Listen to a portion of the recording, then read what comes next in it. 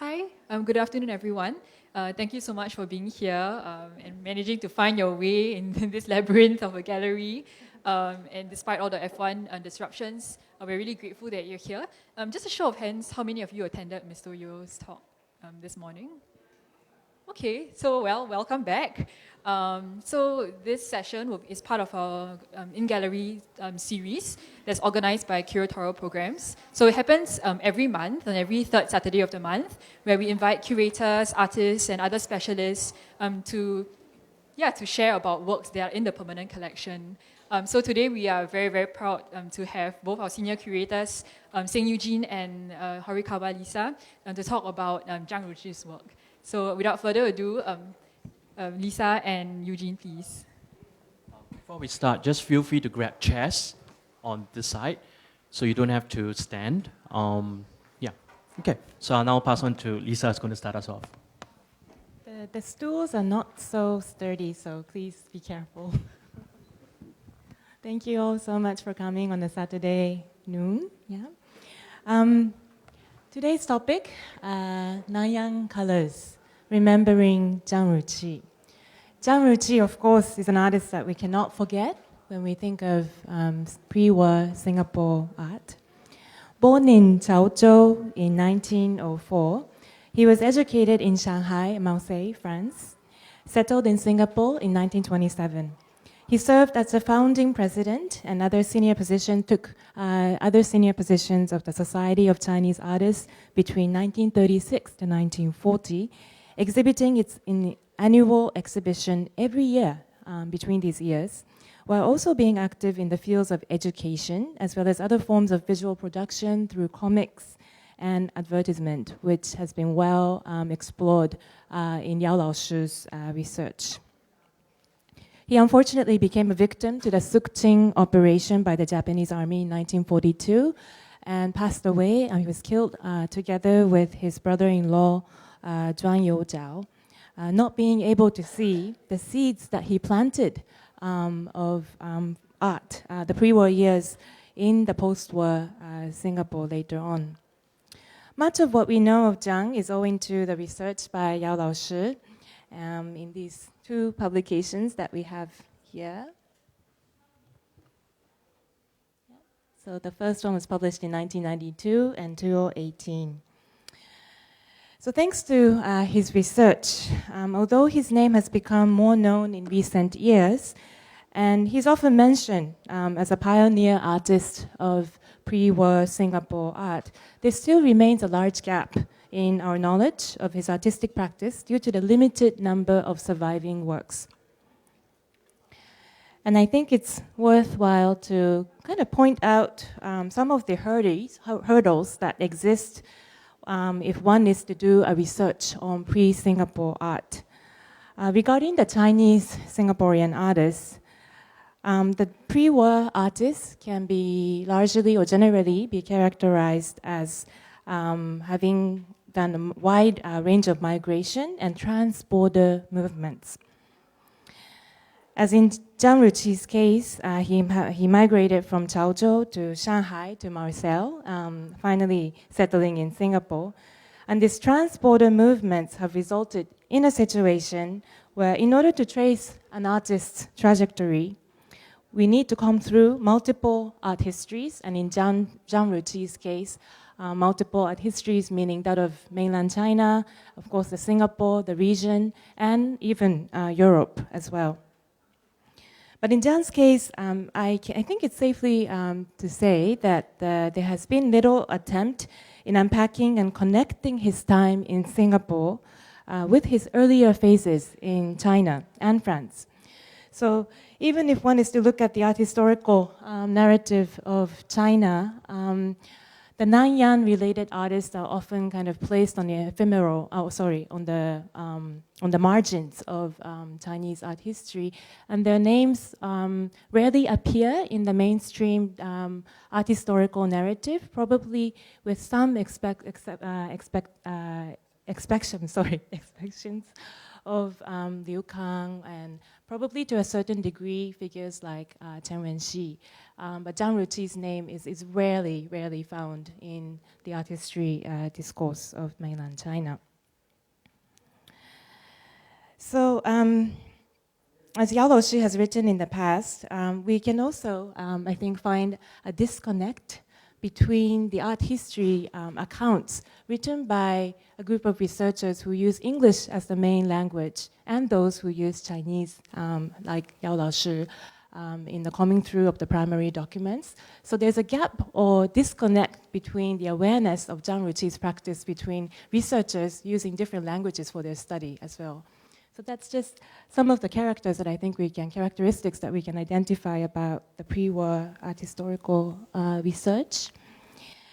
And due to the scarcity of surviving works by Zhang Ruqi, the past writings on Zhang have relatively placed emphasis on his comics and illustrations that he contributed to various publications.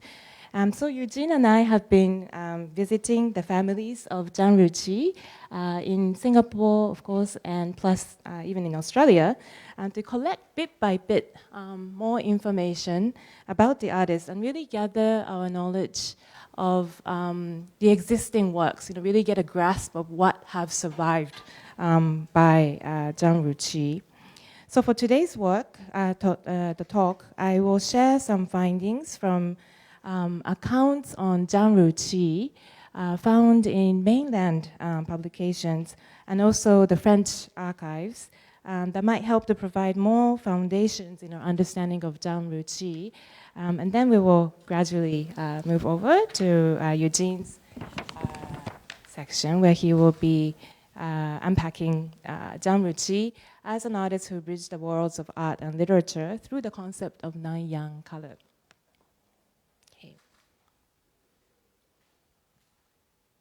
So on Zhang Ruqi, prior to his settlement in Singapore, so far the earliest appearance of Zhang Ruqi I found so far was found in Shen Bao, one of the leading newspapers of the Republic in China in 1923. Here, in this article, his name appears along with 22 other names as the newly admitted class of Western painting class of Shanghai Fine Arts School. This school was founded in 1912 by a group of cohort of teachers, but most well-known would be probably Liu Haisu. And it was founded under the original name of Shanghai Tuhua Meishu Yuan, but later changed to this name. And Liu Haisu, he was one of the proponents of calling for a spirit of change without an end. So 不系变动. Okay? So for that, following this spirit of change and the need to modernize, it was a very progressive school compared to others that were established at that time. And they opened up their class to both male and female students and conducted even nude figure studies in the class and plein air drawing classes, which was quite progressive for that period.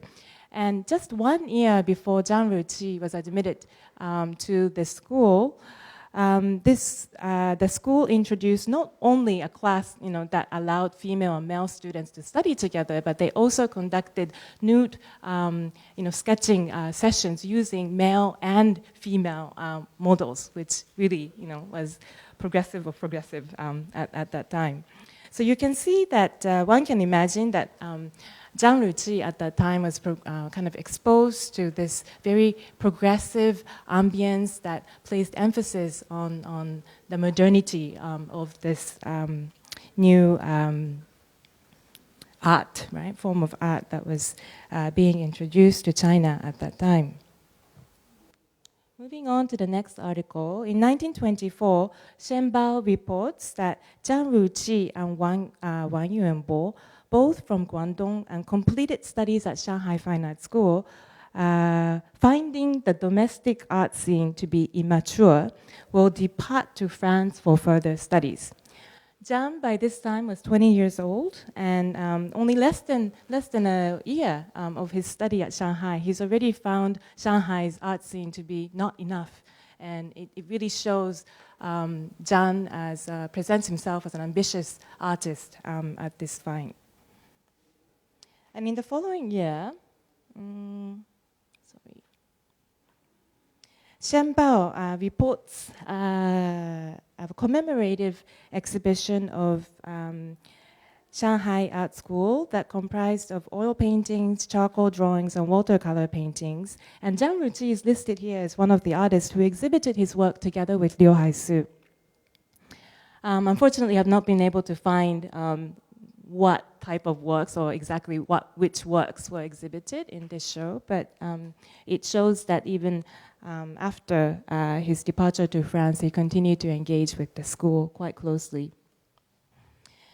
And this was, might sound quite minuscule, but I was really excited by this finding. So even though Tchang Ju Chi has been discussed as having studied in Marseille, there have been never, I think, concrete evidence as to from when and exactly where he was in Marseille. So after multiple attempts of looking for his traces in the archive, libraries in Marseille, I finally managed to, with the help of the archive of the Marseille Municipal Archive, to unearth a record that really clearly stated that he belonged to a studio of a drawing class, and he was registered in 1926.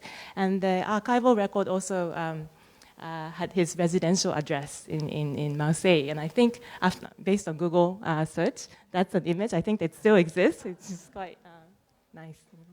Yeah. And just as a supplementary background, I also did a similar sort of archival research using the archives in Paris for looking for records of salon exhibitions and school registration records of Southeast Asian artists in Paris between from the 19th century, late 19th century to 1960.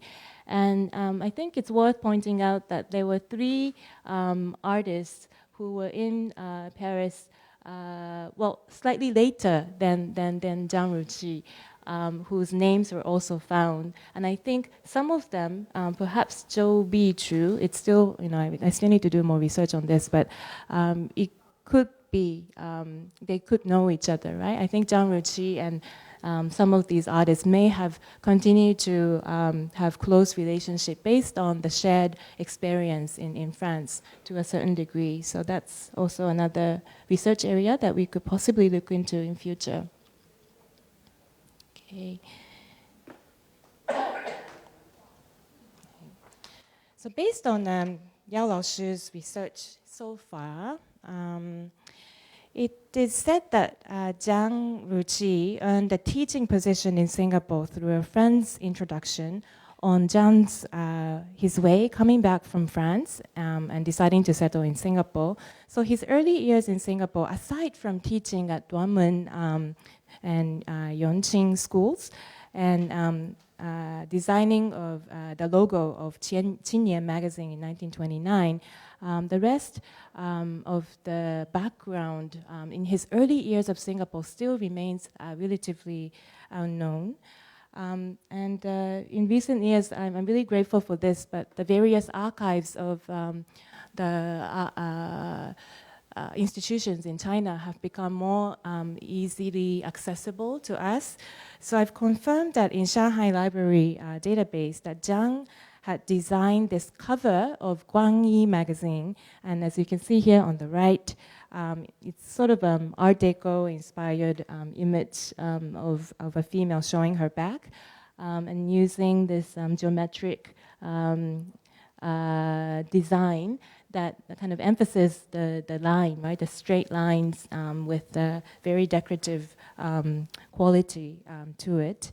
And in the same issue of this magazine, this issue included multiple feature articles titled Beauty of Nude, Fine Photography Works, Art and Suicide, as well as 41 Current Affairs of Nanyang, I've not been able to identify whether this magazine was published in Singapore or China, but according to the registration of the company that's on the side of the cover, it does mention the British or the Great Britain post, right? So I believe it was published in Singapore, but that still requires more research. And in the same issue, there's also another photogravure page that shows an interior of a museum in Paris, and the photographer is attributed to Tchang Ju Chi. So he also kind of, by this time, playing a role as someone who introduced the European art scenes that he was exposed to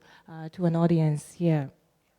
And just to add, Shenbao newspaper, again, they published in 1932 an advertisement for the newspaper for the new publication of Guide to Singapore. This was published by the Wenhua Meishu Tushu Gongsi of Shanghai, and in which Zhang is mentioned as the designer of the cover. So I think that was one of the selling points, which means that Zhang was a known artist in Shanghai, right? And it's worth noting that into the early 30s, as exemplified by this case, that he continued to retain his connection with the Shanghai's publishing world.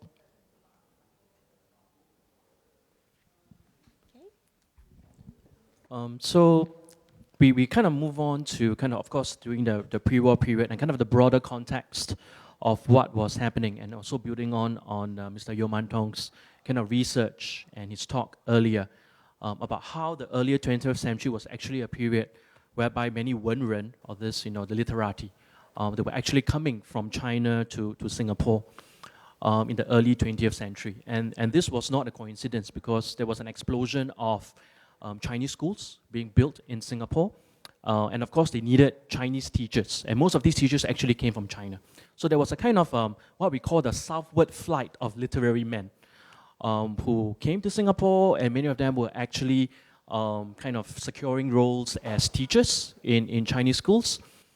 Of course, we are very familiar with the Nanyang Academy of Fine Arts, which was established in 1938, but there were many other art schools, or art academies, that were established prior to the Nanyang Academy of Fine Arts, such as the Rose Art School, or Meigui Yiyuan, or the Nansing Fine Arts School, and so on. But the Nanyang Academy of Fine Arts was the only art academy to reopen after the Second World War in 1946.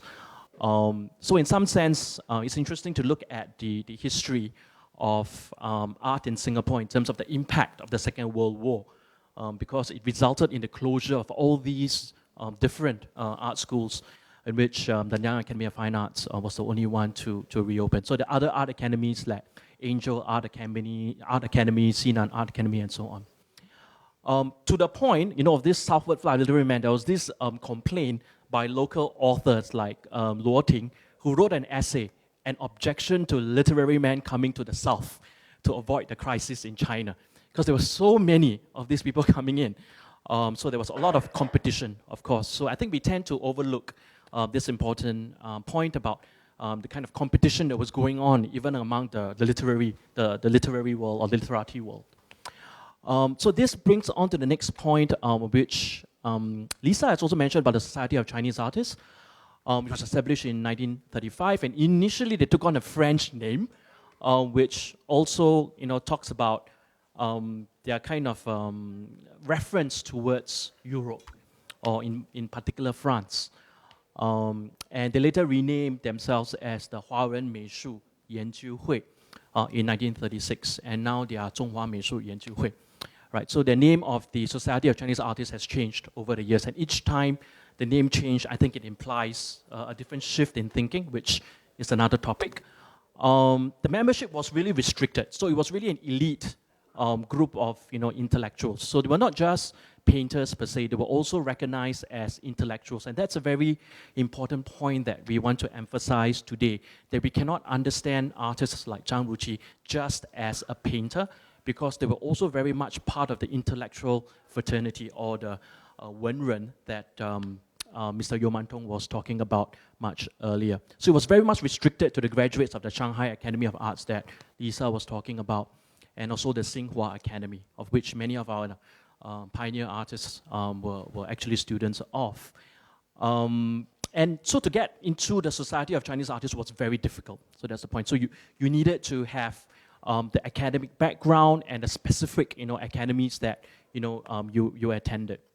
So coming to the point about the towards the period of the Sino-Japanese War. So if you think about the Sino-Japanese War, and increasingly scholarship has pushed it to 1931. So that's when the Japanese invaded Manchuria rather than just 1937. So I think scholarship has also been pushing back our understanding of the Sino-Japanese War backwards. We can see also many artists coming in, Xu Beihong, Liu Haisu, He Xiangning, that Mr. Yeo Man Tong mentioned earlier, came to Singapore to raise funds and to give talks. So much of this research has been done by Mr. Yeo Man Tong, of which we owe a debt of gratitude to. Okay, next. So of course, coming back to the Nanyang Academy of Fine Arts that was established in 1938. So these were the kind of important artists, Lim Hak Tai. Chen Chih-siang wasn't an artist, but son of Tang Ka-ki. So that was because of the connection between Tang Ka-ki and Lim Hak Tai, because of Tang Ka-ki set up the Qimei School in Xiamen. And of course, Lim Hak Tai himself was then one of the teachers of the Qimei Teaching College back in Xiamen.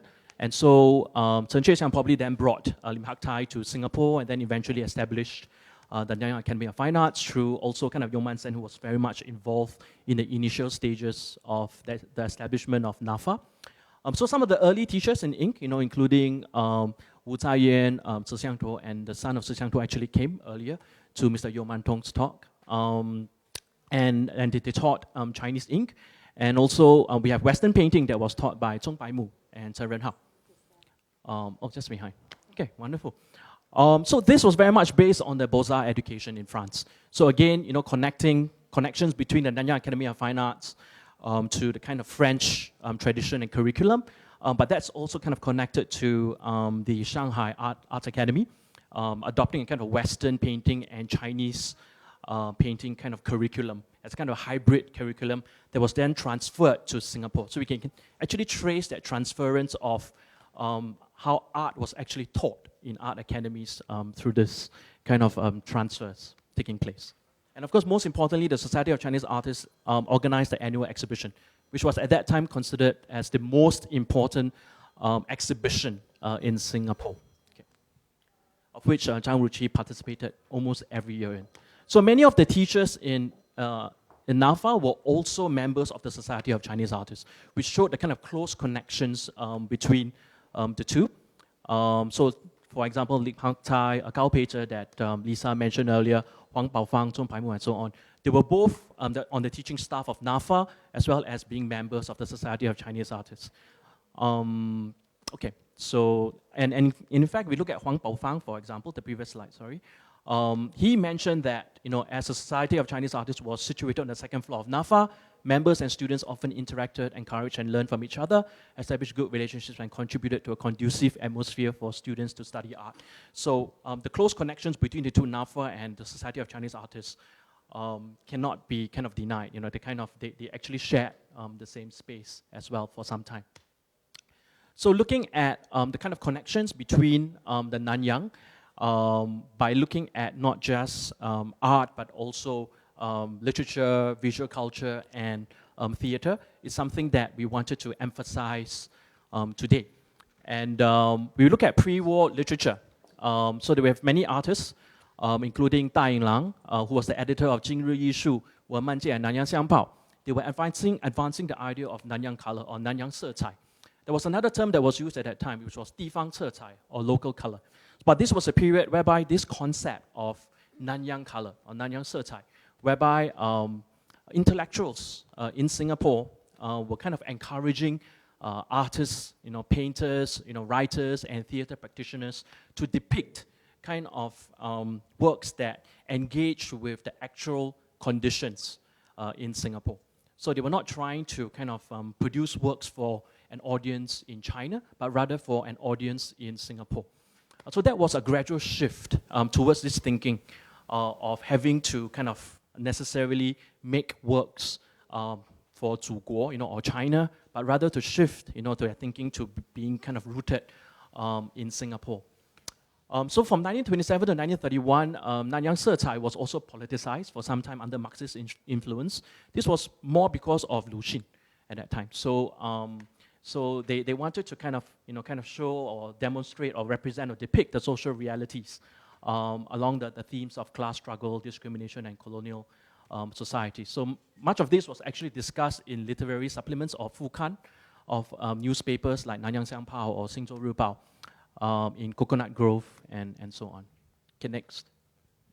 So in local color or Nanyang Cai or Difang Cai, it was explicitly employed by editors of Huang Dao as an attempt to kind of introduce works of Nanyang Colour into the literary world. And Zhang Jingyan was one of these local writers, and he said, and I quote him, "We must try to describe our life in Nanyang, to describe it boldly. If we can do so, Nanyang literature will shine with dazzling splendor," unquote. So there was really a very strong kind of desire to depict the Nanyang or the local in Singapore. Okay, next.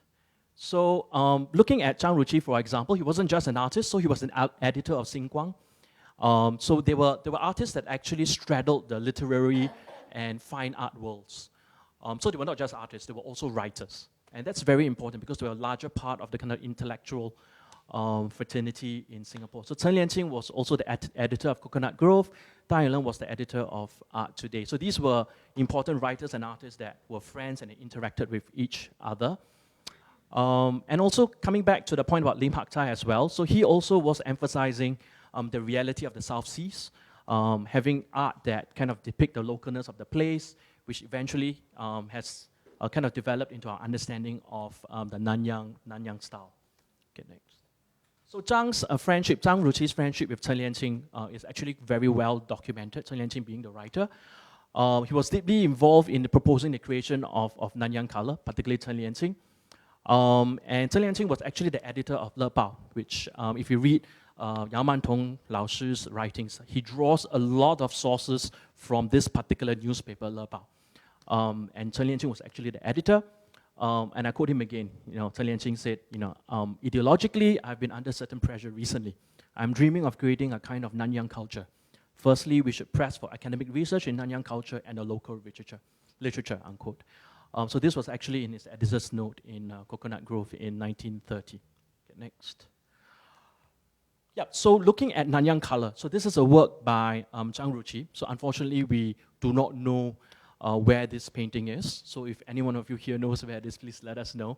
To me, this is one of his most important paintings. Unfortunately, we do not know its whereabouts, but we do know it was exhibited at the 4th Society of Chinese Artists exhibition. This was their annual exhibition. As I've mentioned earlier, one of their most important exhibitions in 1939. And what really struck me is the titling of the painting, Mila and Jenna. This is really interesting because he actually named them. So if you look at a lot of other works by our Nanyang artists, Liu Kang, Chong Su Ping, and so on, usually we have titles like Malay Women, or they're not named as individuals.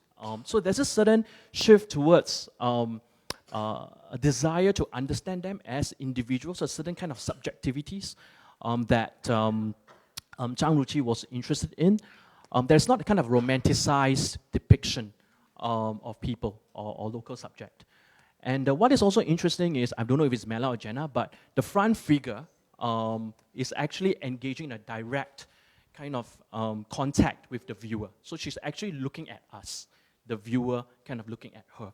So she's not just some kind of distant figure, but actually an important, a very active way of engaging with the viewer. In the case, it's us as well. So I think that's kind of a shift in our understanding of Nanyang art, as a kind of perhaps criticisms of it as being romanticized or idealized. But if you look at the work, this particular work by Tchang Ju Chi, I think that forms a kind of counter-narrative to his understanding of the Nanyang. And we included this slide because we wanted to show Tchang Ju Chi was also an important cartoonist. And being a cartoonist is interesting because it includes text and image. So we need to, and that also in a way embodies his position as both an artist and a writer. And cartoons very much is a convergence or intersection of these two practices of being both a writer as well as an artist, a painter. So we have many of his works, in cartoons like this, The Poor Coolie, that was published in the Seng Ju Chi. So this is Lim Hak Thai's 6 precepts of Nanyang Phong. This was published in 1955 in the Nanyang Academy of Fine Arts magazine. And I'll just like to point you to point 3 and 4. So I'm thinking of the Nanyang as a kind of bridge connecting Eastern and Western art, as well as to depict the reality of the South Seas, and point number 5, to depict the localness of a place. So these were not just isolated ideas. So Lim Hak Thai, Chen Lianqing, Tchang Ju Chi, they were all circulating the same ideas about Nanyang Secai, or Nanyang Phong. So this is a work by Lim Hak Thai, which talks about local conditions, right? Kind of like clearing the jungles, and kind of, making new land. It's part of modernization in Singapore. Okay. So in the large absence of surviving works by Tchang Ju Chi, I think so far we've managed to find about 15 at the most works by him. But we know he painted more. And in this kind of circumstance, I think one research method that we tried was to compile the list of artworks that were published in exhibition catalogs. So this kind of shows an overview of this and the next slide.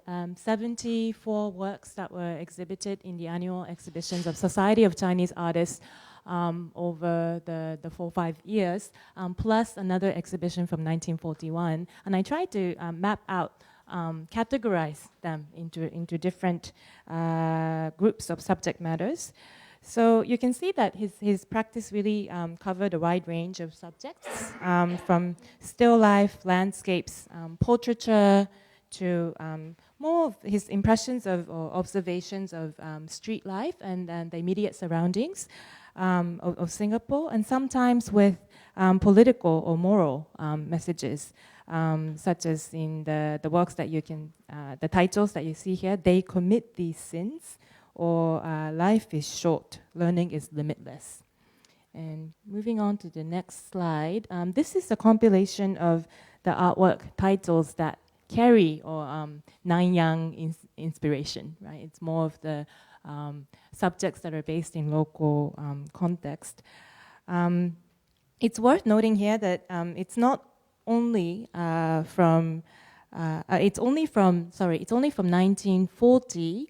You can see in the titles here, Berastagi Women, Old Berastagi Women, Javanese, and in 1940 you also see a title, Curling Man, Balinese wood carving. In 1941 you start to see Bandung, right, in the title. So I think that indicates that he probably made some travels to these areas. Berastagi is northern Sumatra area, around 1939, because the works were exhibited in 1940. So that's interesting to know. And I think it's also in 1939 that you start to see his works that kind of engage with the subjects on a deeper level, as Eugene suggested, not kind of just treating the local communities as mere subjects to be looked at, but individualizing or kind of identifying, seeing them as individuals.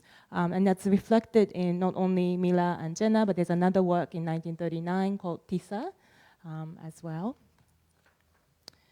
Yeah. So kind of not just treating these subjects as a broader ethnic groups, but as individuals. Okay.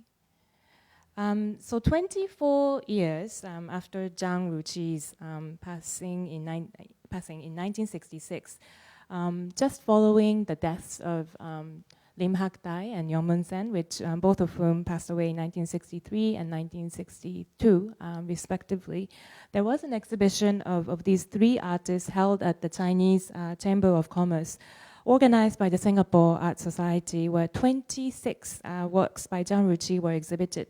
Unfortunately, we've not been able to locate most of the works that were exhibited in this exhibition.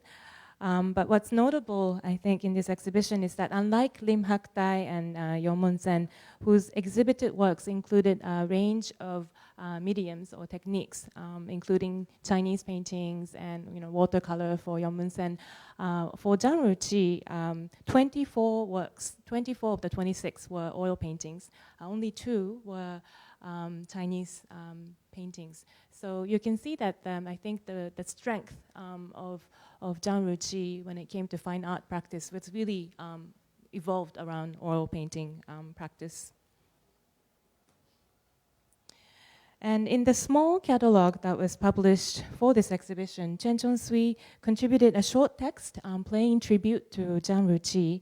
And here he mentioned, whilst his early works carried the dark, subdued mood, after returning from Europe, and by this he's referring to the second trip to Europe that Tchang Ju Chi took, Tchang Ju Chi changed his style. The dark colors turned bright, the muddy and thick became more lucid and elegant. In particular, his later works produced after his visit to the Mount Brastagi in Sumatra, his composition became more refined with expressions of figures livelier, getting just the right use of the line, the color, tonality, more precise and simple.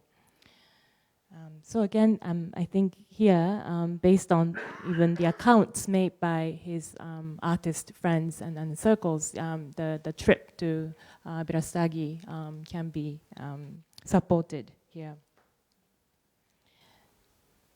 And here are just 2 examples using works, unfortunately, both of which we have not been able to identify. The first one is this. We don't know the title nor the location of this work, probably painted around 1939 to 1940. So based on, slightly different from the earlier example that Eugene shared, is that here, neither of the subjects depicted are looking at the viewer, right? In terms of whether Tchang Ju Chi's gaze, up to what level you can call it as a kind of an in-depth engagement or interaction with your subject, or is it still kind of mixed with a perspective of the other, looking at these subjects as the other, or the Orientalist or Gauguinist kind of perspective? I think that waits to be analyzed.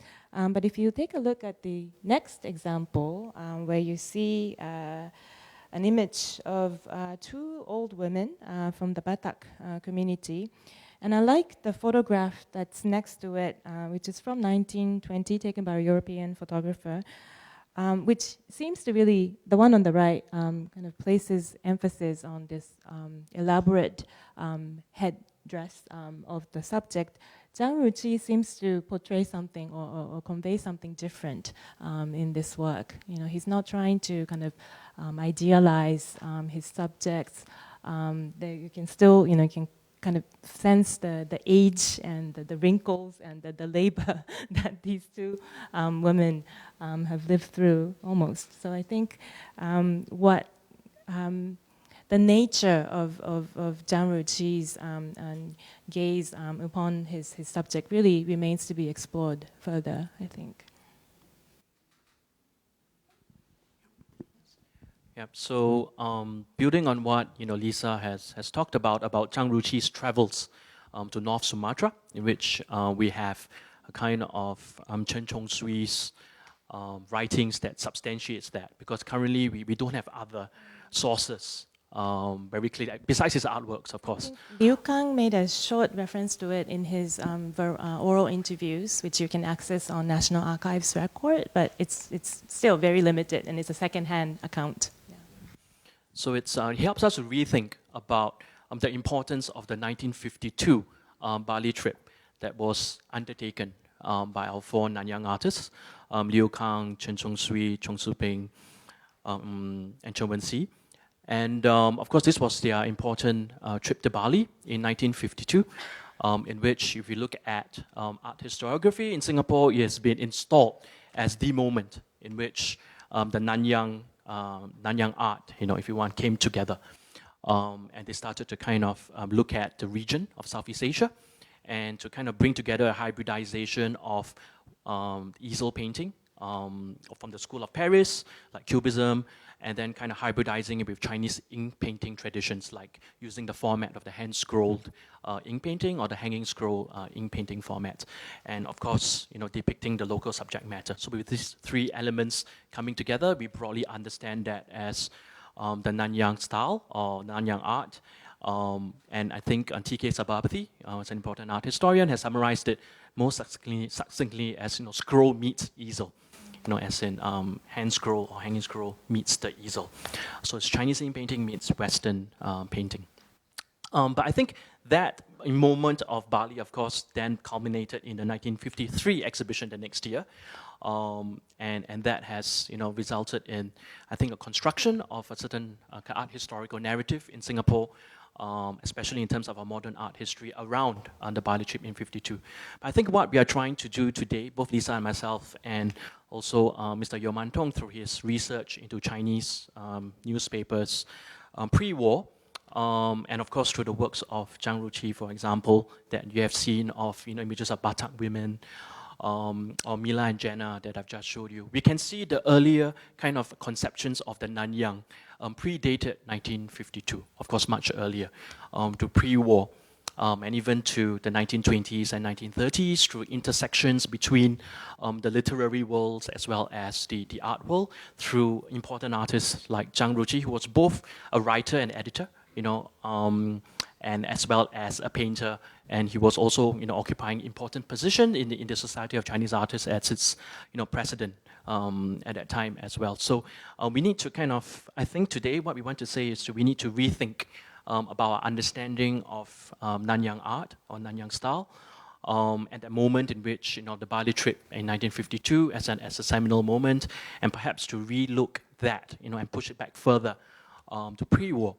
To other artists and also their conceptions about the Nanyang, and I think with that perhaps we will end our short presentation and take questions from the audience.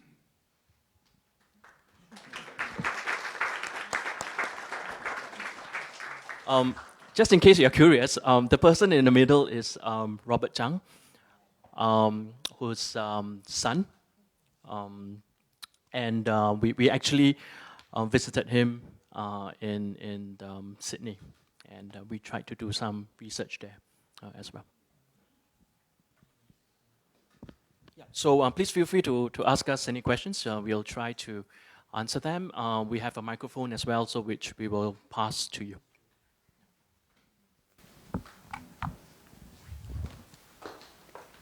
Yes, I'm curious. You were saying that this early group of immigrants were actually interested in depicting the realities, so and with a political aspect to it. But we always think about the Nanyang painters from the say the mature period as being completely non-political. So I'm curious, what happened? So thank you for your question. It's actually a very important one. So I mentioned earlier also about how Nanyang Colour was in a way politicized, particularly through the kind of the Marxist ideas. It was actually circulating through Lushin as well. And later on, because of the Sino-Japanese War, there was also the idea of art as a weapon. To really drive the kind of movement and support during the Sino-Japanese War effort, against the Japanese. So art began to be conceived in a very different way. I think that was also propelled by the Sino-Japanese War. So in a way, it was very much politicized because of that historical context of the Sino-Japanese War. So I think you brought up a really important point. We need to rethink the Nanyang as something that was not necessarily just a kind of idealized representation of the region, but it was very much politicized as well. Especially before the Second World War, the early phase of the Nanyang. So perhaps what we are proposing here is that there are different phases of the Nanyang. The first phase, probably pre-war phase, in which it was very much politicized, and the whole concept of the Nanyang Colour was very much kind of, if you want, a theoretical concept that grounded it, and then later on, post-war as another phase. And I will even go further. We talked about the reality, depicting reality, which was what exactly Lim Hak Tai actually already mentioned in 1955, and he also mentioned it earlier as well. That's a notion of kind of depicting the realities of the South Seas. This was always consistently kind of something that Lim Hak Tai mentioned, that the Nanyang was really about depicting the realities. So I think that's an important connection to think about, that perhaps Nanyang art or Nanyang Meishu or Nanyang Yishu was never much about a kind of depoliticized notion of it. It was always politicized. And that's an important trajectory that we shouldn't forget, because then the next question is, do we want to link that trajectory of the Nanyang in terms of depicting realities to the next generation of artists, like the social realist artists, like Chua Mia Thi. And these were actually graduates of the NAFA, but they took a different direction, and our art history has kind of written them as kind of, they just took off a different path. I would propose perhaps to rethink as a continuation of the Nanyang, because they were also depicting the realities of Singapore and the region. And perhaps we need to think of these social realist artists as being connected to the Nanyang rather than being separated from it. Just to add briefly, even for the so-called, artists of Nanyang School, including figures like Chen Wenxi, he did created a number of works in the 50s depicting the realities of Singapore. Stylistically, it was quite modernist. He was employing the cubistic language into his work, but the subject matters were quite based and rooted in the society, the realities of the society, like laborers and people on the street. So I think when we think of Nanyang, we tend to kind of focus more on the obviously Nanyang subjects, but within that, I think there was a quite range of practice. And I think among some of the artists who are, part of the Nanyang school, it was more complicated. And I think definitely, I think it's safe to say in Chen Wenxi's work, we can find a type of his sensibility and awareness of engaging with the realities around him. Yeah, in a more of a political kind of sense than just purely engaging them as aesthetic objects and subjects to be looked at. Yeah.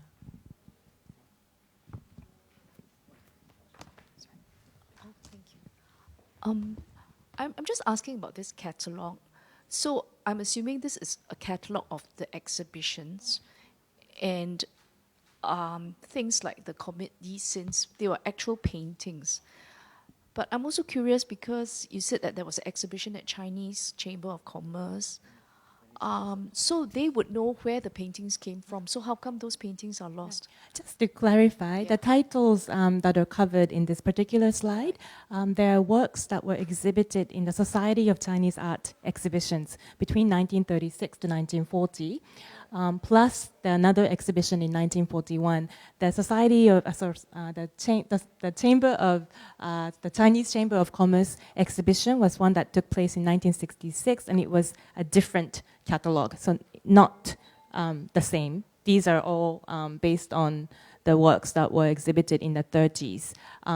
This catalogue, you're right that it does include a list of artworks and where each of these works were drawn from. Some of them, most of them, actually, I think 1/3 of them were from the family's collections. Others were from other artists and friends, I think, private collectors. So I think the work that is needed is really, it was 1966 and now it's already 2019. So the works may have, moved on or have been shifted to other collections, definitely, I think, for a lot of them. We just need to do, unpack and untrace the movements of the artworks across different collections. And that it's a very tedious process, kind of visiting every collector and their family members, because most of the collectors from that time, I think they have passed on already. So it will require some work on us. So it will require some detective work and stuff. Just to add from Lisa that this exhibition was organized by the Singapore Art Society, So currently, the Singapore Art Society, of course, they're still active today. But from my understanding, it's also been difficult to maintain their own archives. So we have helped the Society of Chinese Artists for them to transfer their archives to the resource center that Lisa is working on. And that is helping. So it's a problem of how do we archive the institutional histories of these art societies that were so important. Society of Chinese Artists or the Singapore Art Society are just two examples of art societies. But we also have to appreciate that back then, exhibition making was much more difficult, really to kind of trace all these different works from different sources, bringing them together in the exhibition and documenting them in the catalog. So what we also found out is that there were also, of course, many mistakes that happened in these exhibition catalogs, but they've also been a very important resource as a primary resource for our research. So we do also have this catalog in our resource center and library, and we welcome anybody who's interested to also have a look at these materials that we currently have. I must say that research is for everybody, and this is really something that we want to kind of open up to everyone to kind of use our resource center, not just for the curators to use it. And also, if you have materials that you think that it's important and might want to donate to the resource center, please also do let us know.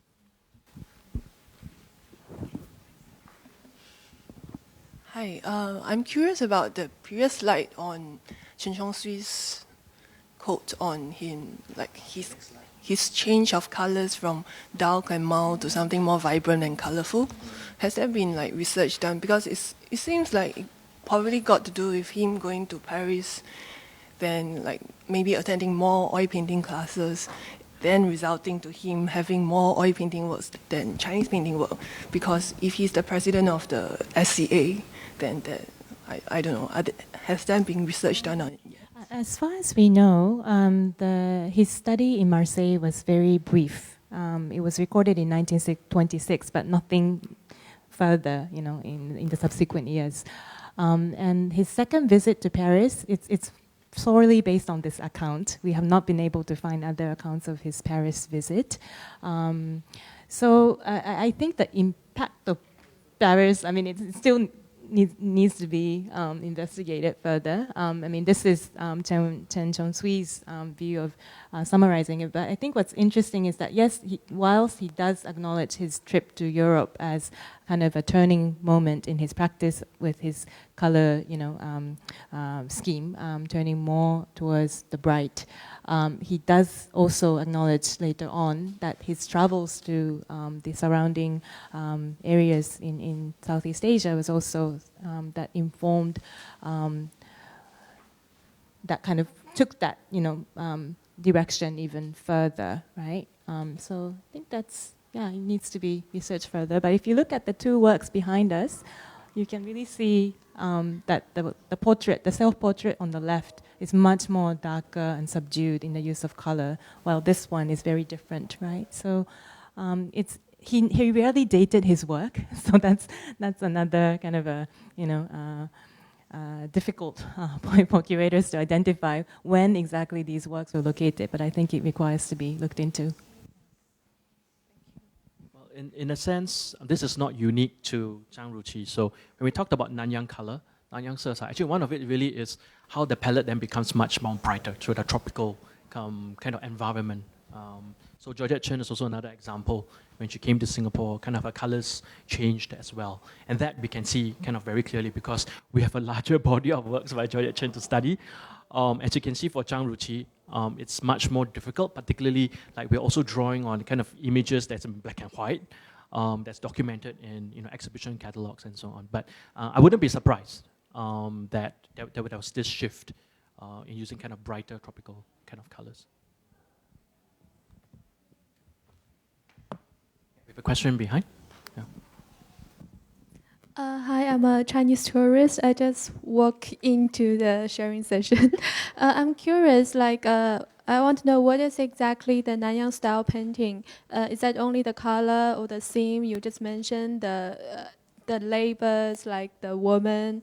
But I want to know, what indicates the Nanyang Is that only Singapore or Southeast Asia? Because I just walk around, I saw many like Indian or Malay or Indo China like style like. Sorry, my English is not that good. Yeah, so yeah, thank you for your question and thank you for visiting the National Gallery. You're right. I mean, in the sense that the Nanyang is I mentioned earlier, it's a kind of hybridization of, say, Chinese ink painting traditions. In terms of the composition, it's like the hanging scroll format or the hand scroll format, and also Chinese brush technique. And then that's hybridized with the kind of easel painting. That's from the West. So it could be, cubistic, stylistically, it could be cubism, or it could be Western painting styles. And hybridizing them together with local subject matter. So this is, generally how we understand what is Nanyang Feng. Your other question about how it connects broader, I think this is an expanding research on our part as well, of the National Gallery. So is the Nanyang necessarily circumscribed by the ethnic? So is it just a Chinese perspective of the region, which is why we termed it Nanyang, which is actually, of course, from the Chinese perspective coming in? Or can we also incorporate and think about how, say, for example, Malay artists also were kind of depicting the region of Southeast Asia and Singapore? And is that also part of what we consider as a Nanyang? And another consideration is the diasporic Chinese. So the diasporic Chinese are not just, of course, in Singapore, they are in Philippines, in Thailand, in Indonesia, and so on. So Liman Fong is an example. Ang Kui Kok is another example in the Philippines. So these are the kind of diasporic Chinese artists. And do we consider the works that they produce as being part of Nanyang Fong as well?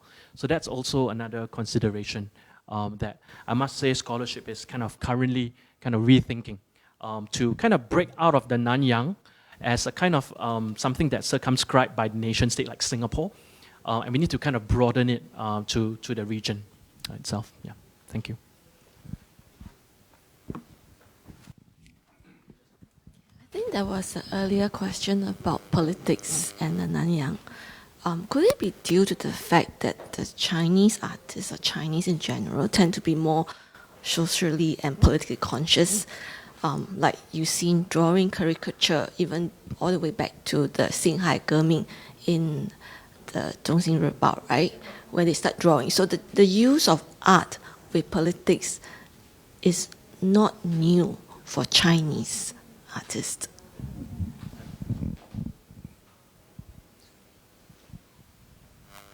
I think you're right in the sense that Chinese artists, you can find examples from quite an early period. And as Eugene mentioned earlier, I think large part of it, I think it was driven also informed by their exposure to Lu Xun and his philosophy about art and the political struggles that the Zuguo, or the mainland China, was going through. And from here, sharing the sense of involvement and participation towards that movement. I think that was there definitely. But compared to the Indian artists, say, or the Malay artists, I think that's a research area that really needs to be progressed. I think at this point, we have been collaborating with the Malay Heritage Center to actually digitize the periodicals published not that early, I think, maybe around 50s to 60s. But there are illustrations by Malay artists that are found in these periodicals that are waiting to be unearthed and studied. So I really invite all of you to be part of this process. Yeah. Yeah. So we do have an examples of what Lisa has mentioned in cartoons by Malay artists that were political. So we are hoping to present this research in a couple of years' time in the Singapore Gallery. So Akan Datang is coming.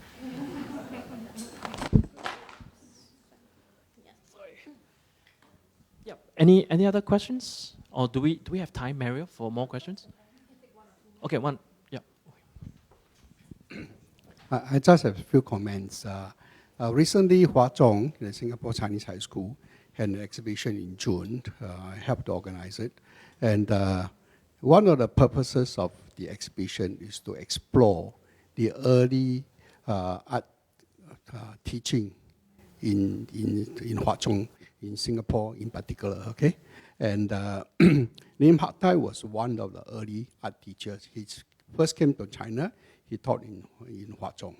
And subsequently, our 4 famous artists all taught in Hwa Chong, okay? And Lim Hak Tai actually encouraged these 4 to go to Bali in 1952. With support from our principal, because these 4 teachers were all drawing salary from Hwa Chong. Okay, so they are given leave to go to Bali, and the principal always complaining, where are they? And they never seem to come back. You know? Okay, so we knew something about this. And also, Lim Hak Tai actually established Nanyang Meizuan, the word Nanyang already there in 1938. Separately from the Tchang Ju Chi, Zhuang Youzhao, Wang Baofang, the organization. But they are all in the same building, you know, 1/3 floor, 1 second floor in Geylang, you know. So the Nanyang also already established, the word is already there. And if you look at Zhang Ju Chi's work, early work, and also the Zhuang Youzhao, you look at Wang Baofang, look at Chen Zhongrui, actually, they are all very different style. You can say they are not from the same teacher. Same, like in China, we talk. If you learn from Liu Haisu, it's Hai Pai. You know, you learn from Xi'an Pai, small Pai. Nanyang is not really a Pai. Nanyang actually, I would think, looking at more and more this work, I think the artists just use their own expertise, whether it's in oil, in ink, in watercolor, to depict the life in Nanyang. Basically, you know, whether in Malaysia, Singapore, Indonesia, whatever. So in fact, in our exhibition, we had early works of Chen Wenxi painting the Hong Tou Jun, you know, painting the Balinese woman, all these things, you know, all the very different, even different style, even like Ban Hua, you know, they actually carving on Formica, all these different work. And Zhongsi Ping one can be very modern, could be cubism, could be very abstract. We have also a Zhongsi Ping painting our clock tower in 1948. And Lu Hen also 1948. Very similar style, almost the same color. You know, you can, like this, Zhang Ju Chi, almost the same kind of color they use, you see. So it's like they are trying to describe the world, the life around Southeast Asia, you see. But you see, Chen Wenxi earlier, they have a lot of oil painting. But later on, he specialized in Zihua, in Suihua Hua. And his painting actually is not really Nanyang. His monkeys are not Nanyang. Those cranes and all that are not really Nanyang. But he inherited from Pan Tian Shou. So that Zihua, he used the Xu the kind of style. So it's another area again. So we want to call all this Nanyang. It's not fair. It's not really a real Nanyang. It's actually their own, I would say, more Nanyang characteristic, not a Pai. It cannot be called a Hua Pai. Hua Pai is very, very specialized. There's special school. You must follow the same style and all those things. Like Ling Lan Pai, you can tell straight away it's Ling Lan Pai, you know. Okay, Hai Pai, you can tell Hai Pai. You see, Gong Bi Hua, you can tell from Yu Fei An, all that you can tell, you see. But Nanyang one actually is very hard. Like why people are trying to do research, it's actually very difficult, right? Although most of the artists are Chinese, I think we have not done much research on the Malays and the Indian, you know, the Indonesian artists. So these are my basic comments. Thank you. Yeah, thank you for your comments, and it was a great show. Yeah, at Chinese time. Eugene mentioned about the resource center. Actually, the resource center is currently closed. We are renovating the facility, and we are moving the facility actually to a new location in the rotunda of Southeast Asia Gallery. And it will be reopening to the public in 15th of October. So please come and use them. No appointments are needed. All is welcome to come and access. A lot of the materials that we shared today, they will be accessible there as well. Thank you.